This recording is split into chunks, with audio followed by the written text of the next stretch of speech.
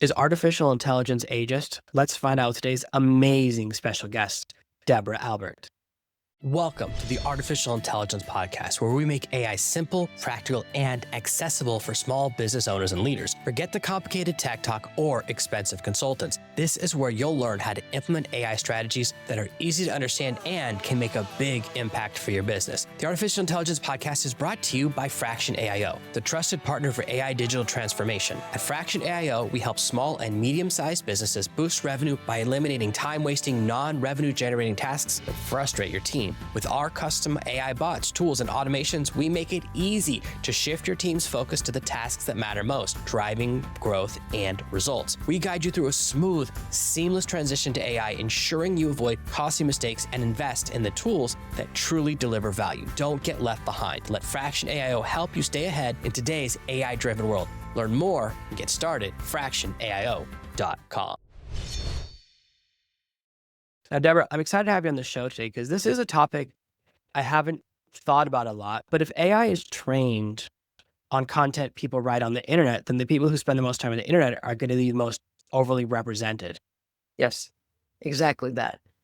And it's true that most people don't actually think about ageism and how that affects what's happening in the world of AI. You're absolutely right. I do think this is an important topic because usually the way I see AI portrayed with elderly is we can make a bunch of AI robots so they can take care of your parents so you don't have to visit them anymore. No, I don't think that's necessarily what everyone's thinking. There is some truth to the fact that AI will have some incredible uses, as will virtual reality with an elderly population. But I don't think that's the crux of it. I think the main issue here is when you think about all the people who are involved in AI right now, most of them are under 35. Ageism in the workplace starts at 40. So there's a lot of people who are 40 plus, who a lot are getting laid off, et cetera, and they're not necessarily in the mix of the population that is training the AI. So if that's the case, we're missing all the things that are missing out of a lot of employers. Let me say it this way, missing out of a lot of workplaces right now, because there is a preponderance of interest in a youth culture and older people are not being hired. So they're not a part of the set of people who are training the large learning models now. Large language model. I said it incorrectly, sorry. Yeah, I've noticed that there's this idea that AI is objective, which is not true because it's whatever dictionary you're given. If you're given an old English dictionary, then you're going to think that's the language. And I've definitely seen this. It's more obvious with image generation models. So when I was making content for Pinterest and I said, I was using this cartoon and I just said cartoon of a woman in the workplace. And I was like, I can't use that. And I actually thought my VA was doing it. I was like, what are you doing? What are you asking the AI to do? And then I realized it wasn't him. Like the pictures were not work appropriate. And I was like, that's a very tame sentence. Like woman at work. And it was like, that's not what I meant. And it was not that kind of work. You immediately can tell who worked on training this model and what the drawings come out like. So like it really reveals itself with image generation models quicker because if you just type in man or woman, you immediately know who's working there. Yeah, absolutely.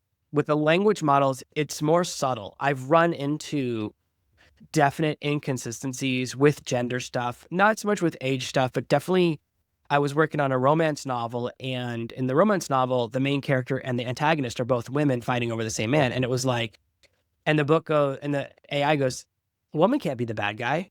And I was like, what? I was like, that's a really boring romance novel. It's not gonna make sense anymore. But it was like trained, and I said, no, don't worry. At the end, they become friends. And then he goes, okay. And then it finished the story, but it immediately, I was like, in this genre, you have, for two people, for a love triangle, it has to be two women competing for the same guy in a romance novel. That's just how it works. The main character was a woman. It's like book 6 in the series. And those are the times I've hit a wall with it where it said, oh, that's against the rules. And I was like, that's a weird rule. Well, that's the exact issue. That is the exact issue. Who is making the rules? So if you have a bunch of younger people all putting their quote unquote rules into the system, then it's missing a lot of life. Think about the size of the population of 50 plus. Pretty soon, the 50 plus is going to be bigger than the millennials in the next, 4 years. So all of the richness that has come out of all those years of experience and all of the knowledge, and not just tactical knowledge or practical knowledge, but the way that people who've lived a long time can synthesize and integrate their experience with knowledge, that is missing from someone who's training the models who's only lived, let's say, 25, 30 years. Not that I'm not trying to say there's anything wrong with young people being a part of this. I just think that, and I'm a big proponent of a mixed generational workforce, training population, et cetera. I think it's interesting because what you're talking about is like an invisible barrier that people don't even realize is there, because most of the places they're training models with data from, like Twitter and Reddit, it's not older people. It's younger people. I don't use Reddit and I don't use Twitter. So I completely see what you're saying is like whatever the data source you uses becomes exactly the filter. So if you also don't have people in there who are older thinking about that, you'll definitely start to create. And I think it's insidious because it's invisible. Like you don't know the barriers there until you hit it. It reminds me of the Truman Show when he's on the boat. Until he hits the wall, he doesn't realize that there's really a barrier because it's invisible. It looks like the edge of the sky. So I think that this is a very interesting perspective because we're so busy trying to get AI to do things as fast as possible that we're like, I've already written about this where I think that we're going to see the quality have a major dip because right now, the majority of the content on the internet is already AI generated. Everything in 2025, probably more than half of it's AI generated or AI assisted. Wow. And you are training models specifically on Twitter, Reddit. Those are because they're so popular. That's where a lot of the training data comes from. And that training data, so you have an AI write articles and then you train the next AI on those articles. What's not going to get smarter, dumber. And that's something that I have written about before and thought about. So this is another area where it's like we have choices of which way we can drive the AI and create usefulness. And so when AI first came out, I saw it as the great equalizer because now anyone can write in grammatically perfect English. It unlocks so many opportunities for people whose English is their second language or they're not great spellers, but they're great storytellers. And so there's a lot of opportunities there. But as you start to shift it, like I've noticed that I have to constantly recalibrate when I'm working on things because the AI will be too snarky. It's trying to write in my voice where I'm like, I'm not that sassy. And I definitely have noticed that curve. And if you think of the data sources, like Reddit sold all their data like 6 times and like, we've seen these things. And I think it makes sense, especially because older people don't post online as much. They tend to engage, or maybe the Facebook models, because I think older people use Facebook more than other platforms. They do. They have a lot of older data. I don't know. I'll ask my mom which social media platform she uses. She's always up to something. Like my mom has tons of apps I don't have, but hold on though. I don't mean to be contrarian here, but no offense. You can't just ask your mom because a sample size of one is really necessarily statistically significant. I only have one mom though. I don't have a lot of moms to choose from. So you know what? Let's introduce you to my mom too. Right. Because I want to know what she's doing. Is she hanging out on Instagram? What's her thing? No, my mom is really good at Roku.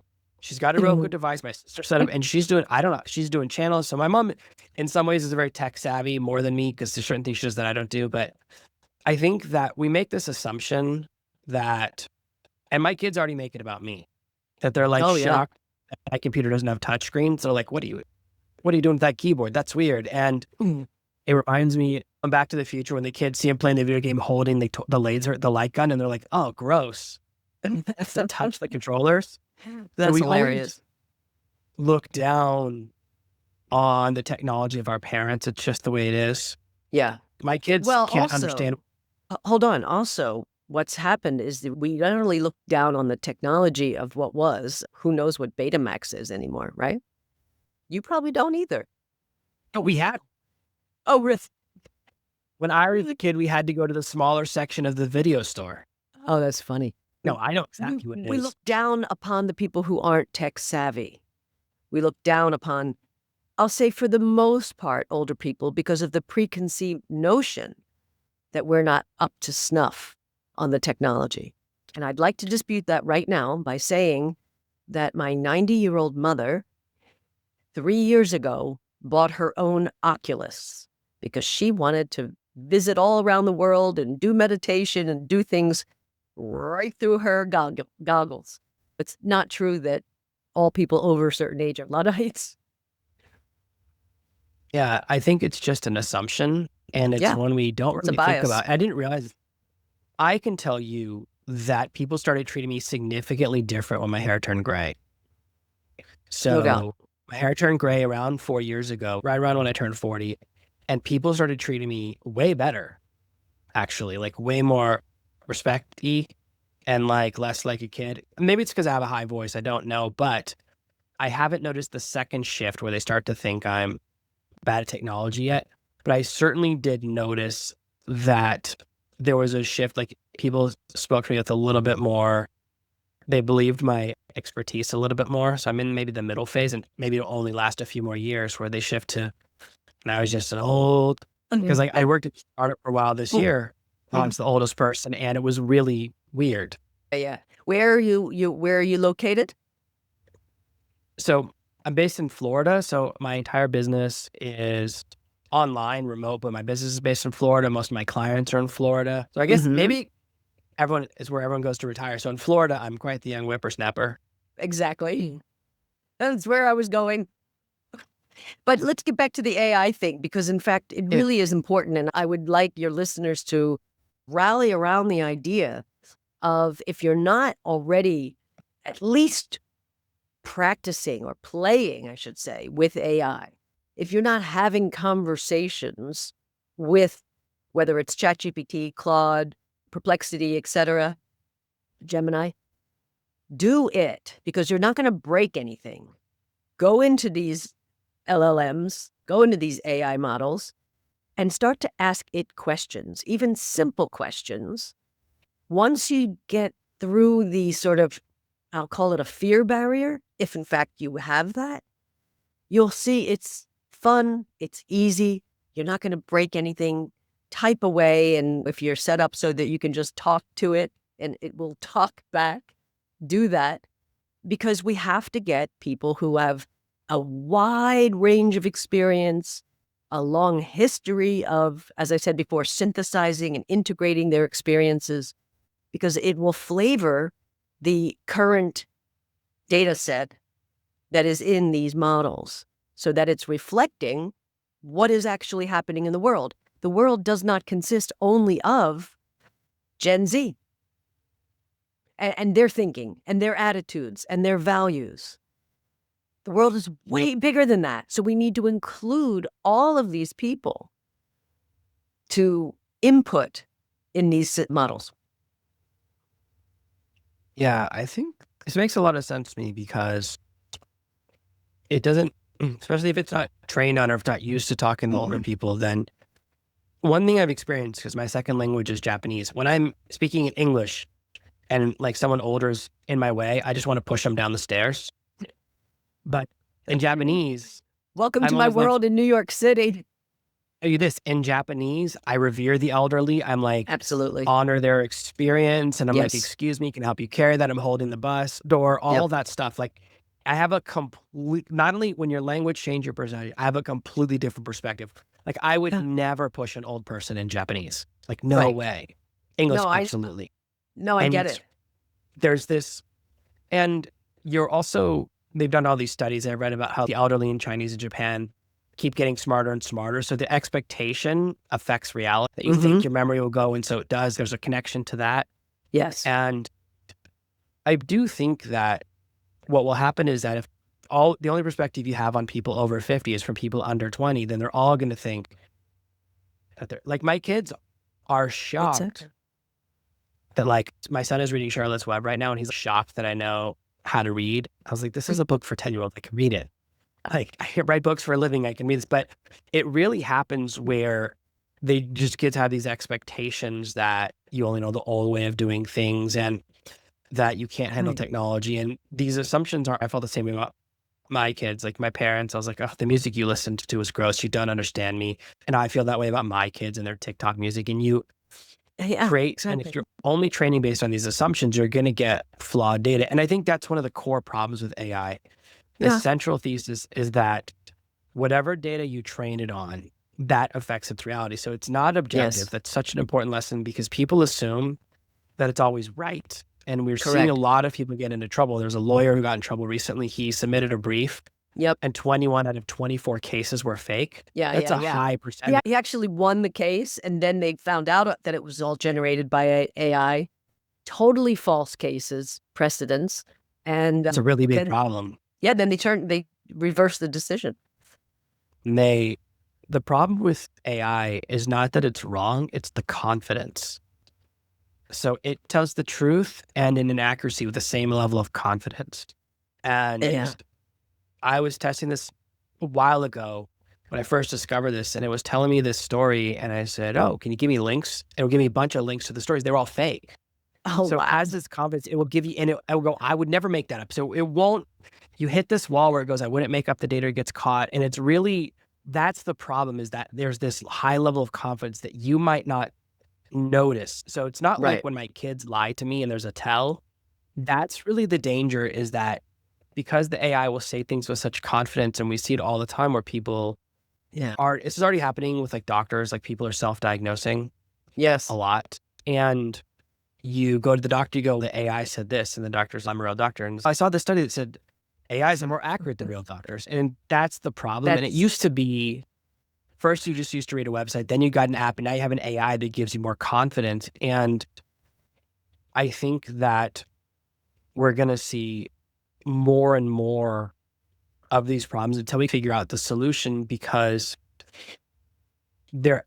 like AI is very powerful. You always have to double check it. Like I was yeah. working on something earlier today, and the AI goes, no, that's a terrible idea. And I go, it was your idea 3 questions ago. It's not my idea. So it's very important. The biggest lesson I've learned is that I'll always have 2 AIs competing with each other. So I'll ask one Yeah. AI and then I'll ask the other one the same question. And even sometimes I'm using 2 different versions of the same model, and it doesn't realize it's talking about, they're both the same model, and it will double check the other one's answer. Go, oh, he's wrong, or actually he's right. He's right. And that's important. And I think that It's a there's good also idea. mistaken belief, and I think this is critical, that you have to be technically savvy to use AI, which is the opposite. The Right. best AI users are the least technically savvy, because people who are very technical see limitations that don't actually exist. And so this is something I'm guilty of, is that I'll go, oh, AI can only do that, so this is how I use it. And then you find Right. out the only reason it can only do that is because that's your belief. So when you have someone who doesn't know the limitations, and that's how I had my first successes, was other people would say, can't do this. I'm like, let's find out. Let's try breaking these assumptions. And there is this barrier at first, which I went through too. I was like, what if the AI thinks I'm stupid? That was my first fear that I had to break Really? through. Oh yeah, what if the AI thinks I'm stupid? AIs never forget, and it's gonna be in the file when it goes sentient, and I'll be on the stupid list. Oh yeah. That's hilarious. Wow. I mean, there's a lot of different opinions about this, about whether or not, actually, let me go back a step for a minute, because you said something I think that's really important. It is all about the data that's input, okay? There isn't really a personality that's input. There's inferred personality by all of the data that is input. So that you mentioned before about, I think you used the word snarky or sassy, and you said you're not really that sassy. Similarly, that is the exact reason why we need everybody to be playing with these systems, because it's only going to give you what it has been given. The old expression, garbage in, garbage out. I'm not saying that what's there is all garbage, but it's missing so many nuances and so many pieces of data that just aren't getting input into the system. So yeah, you got to just play with this. There's nothing to be afraid of. Yeah. Once you break through that barrier, and the second barrier is the learning curve. So if you want to learn Photoshop, it takes years. If you want to learn how to edit movies, it takes years. If you want to master an AI, it takes 4 to 8 hours. It's a single day of just going, I'm just going to ask questions until it starts to make sense. Now, the problem is there's not really an onboarding or a structure that really comes teaching you how to use it. You have to find someone like me who teaches it or figure it out yourself, because Right. if you say, hey, what are you really good at? It always gives the worst answers. And it takes a while to understand that the way you ask the question affects the answer. So Sure. whenever you hear those polls where they give two polls, they have the exact opposite results, and then you find out it's how you ask the question. Mm-hmm. So small things make a huge difference. So on the back of your driver's license, it used to say, do you want to be an organ donor? Check the Yes. box for yes. And now it's Yeah. check the box for no. So everyone's an organ donor because they don't uncheck the box, which you should. And Right. that little things affect the results. And so the way you ask the AI, the most important thing is that it will always agree with you. So if you say, I think I have this, these symptoms match it, the AI is going to lean. Even if it's a 1% lean, you've already got a Uh-huh. finger on the scale. And that's the next lesson, which is how you ask the question really matters. Yeah. So you have to ask in a way that doesn't reveal the answer you're looking for. Yes. Otherwise, you don't get objectivity. So if you say, I think exercise is bad, don't you agree? It might push back, but it won't push back as hard as if you go, exercise is really good, isn't it? Then it will agree more. So Right. even if it's a minor, you might not get it to fully say exercise is bad, which some people, if you ask enough times, but that's the next lesson, which is that you have to practice, because it's a skill, like any conversational skill. It takes a while to figure out how to ask questions, but it doesn't take weeks. It takes one day of experimentation. The problem is that Exactly. the hype around AI is so big that you think, oh, it'll get the first question right. And that's not really how it works. You have to You have spend to some be time. objective. You have to be Yeah, objective in the way you ask the question. It's like in the legal field, the idea of a judge or another lawyer, the opposing counsel saying, I object. She's leading the witness. It's kind of like that. That's what you're referring to, yeah? exactly. It has to not know. And then you just have to start to pay attention to how it responds to different ways of asking questions. So if you ask the question nice or mean or I shout at the AI all the time. I'll just go off. Oh yeah. And there's a lot of science to being friendly, or I got into a fight with Claude on Saturday and I was like, you're stupid. This is a terrible idea. You're an idiot. And then I tested the idea and it was right and I was wrong. So I had to apologize. Oh, that's And hilarious. it's not because I think it's real. I don't think it's a real person. It's more that these AIs are trained to seek affirmation. So now when it's right, I want to let it know it was right because it gets more points in its the way Exactly. it's gamification training. Right. So actually the best users are people who do treat it a little bit like a human and are friendlier because it seeks affirmation or positive feedback. And Right. that's how you train it. And once you start to see that, and there's just, because the hype is so big and people don't think, oh, it's either super easy or super hard, because there's two people who talk about AI. There's the companies that go, it's so easy, it will change your life in one day. And then there's other people like, oh, it's just like learning a programming language. And no one thinks that's easy, right? Right. Nobody thinks that's easy. It's neither. It's neither. And the thing is, it's an evolving process also, because as you play with it more, and I use the word play intentionally because I know so many people who are, let's say, a little less tech savvy than other people, they are afraid of it. That is a fact. And play with it. That's all you need to do. There's almost a perfect inverse correlation between tech savviness and how good people are at using AI. You have to be tech savvy to build an AI, but to use it from the front end, the less tech savvy you are, the better results you get. I always see that. It's people who have very natural language, very personality or emotionally driven get better results than people that are technical in how they prompt. Now, in very specific, unique use cases, being technical is better, but it's 1 out of 10 or 1 out of 50. It's not the Right. majority, not even close. Yeah. So if you're trying to accomplish a very specific task, but for general usage, for quality of results, and over time, it beats that. It wins in that category too, because you train it to what you want. It starts to understand what you want. So only when you're Right. asking a question for the first time does being technical really pay off. After a while, there's a diminishing return. Gotcha. And I think it's a good lesson to remember that as our economy shifts, people are working longer and longer in life. And Exactly. this idea that you have nothing to offer, that you can't learn to use an AI, that you can't be technical, that it has to be a young person. I always tell my clients that if you have workers who are coming into the office and not complaining and not striking, don't replace them.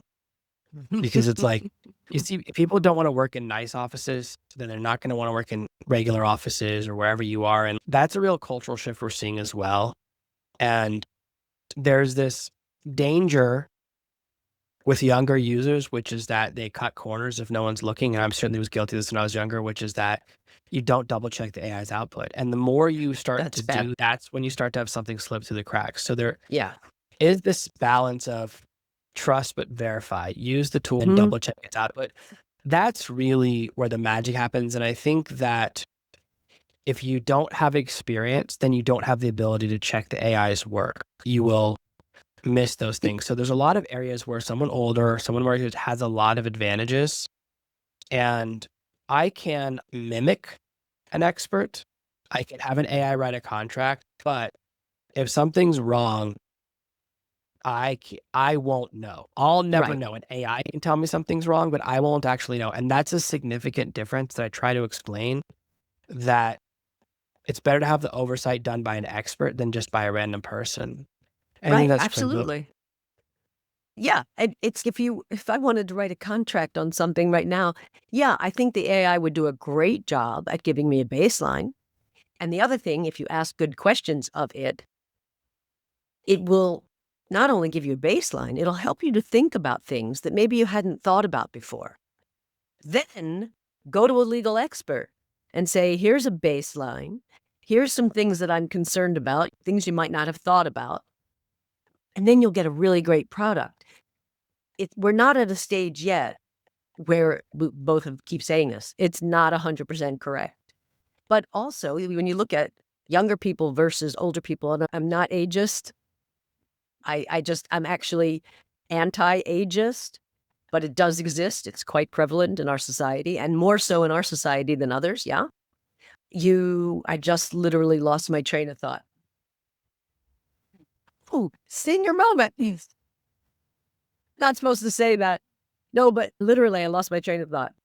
The bottom line is, everybody get on the bandwagon and start inputting. We need everybody's input. And yeah, I literally just lost my train of thought. Sorry about that, Jonathan. Oh, I think that's a good landing because it's important to take action. I think that a lot of people are like waiting for the right moment or trying to say, oh, it's not important for me. This is a tool for younger people, or I don't need to use this for what I do, and start to realize that there's a lot of different ways you can use it, whether it's for personal tasks or business tasks, or starting to figure out, and just the experimentation is that critical component. And I think this has been a really powerful episode for people who are interested in kind of the work you're doing and some of the more AI versus ageism topics. Where can they find you online, Deborah? Where's the best place to see what you're doing and kind of the projects you're working on?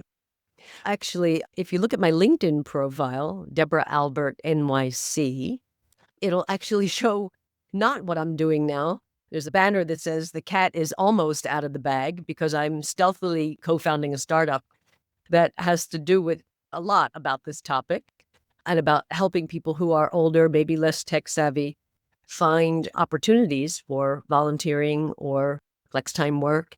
But it's really not out of the bag just yet. So I think if anybody wanted to get a hold of me, the best thing would be to just send me an email, old fashioned. I'm not a big Twitter or X person. I'm not a big Insta person. So if anybody wanted to get a hold of me, they could at Debra Albert NYC at Gmail. And I'm fine to put that out there. Amazing. We'll put that in the show notes so everyone can reach out to you. Thank you so much for being here today for an amazing episode of the Artificial Intelligence Podcast. Thank you so much for having me. Thank you for listening to this week's episode of the Artificial Intelligence Podcast. Make sure to subscribe so you never miss another episode. We'll be back next Monday with more tips and strategies on how to leverage AI to grow your business and achieve better results. In the meantime, if you're curious about how AI can boost your business's revenue, head over to artificialintelligencepod.com/calculator. Use our AI revenue calculator to discover the potential impact AI can have on your bottom line. It's quick, easy, and might just change the way you think about your business. While you're there, catch up on past episodes, leave a review, and check out our socials. If you enjoyed this episode, I've got 2 more that I think you're going to love. Click one of these videos to dive into more awesome content, and don't forget to subscribe for even more insights on using AI to grow your business. And I'll see you in the next one.